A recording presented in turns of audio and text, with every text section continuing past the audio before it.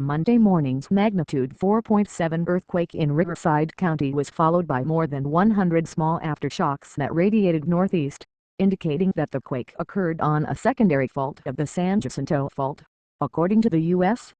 Geological Survey. The largest aftershock, the 3.2 quake, struck less than a minute after the first quake. The second, the 2.8 magnitude quake, occurred at 11:25 a.m. Another 2.8 quake occurred at 12:50 p.m.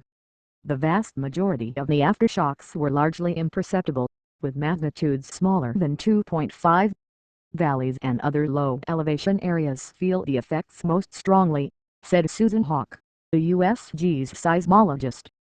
Deeper earthquakes tend to have wimpy aftershocks, Hawk said. The 4.7 quake was initially recorded as 3 separate quakes because a foreshock tricked seismograms into recording multiple quakes of multiple sizes, Hawk said. Earthquakes of a 4.7 magnitude are typically only felt about 120 miles away from the epicenter, but Monday morning's quake traveled farther, shaking coffee cups as far as Los Angeles. That's because the quake occurred in the San Jacinto Mountains, which are composed of hard granite rock that transmits energy more efficiently, Hawk said. No damage or injuries were reported from the trembler, but it did rattle some nerves in the desert.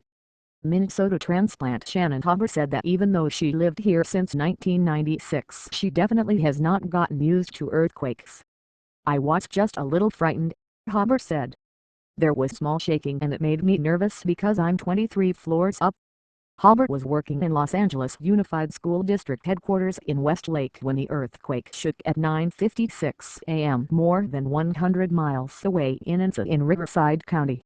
The shaking was the biggest and longest lasting she could remember. It was a slow, swaying motion, she said. It sort of felt like I was on a boat, the sort of wavy feeling that lasted 10 to 20 seconds. No one else reacted around me. They're all veterans of earthquakes.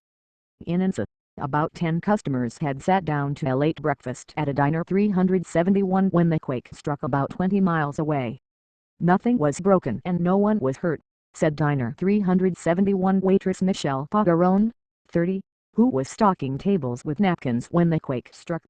After 4 seconds of shaking, customers quickly returned to their meals of burgers, burritos and eggs, Pagarone said.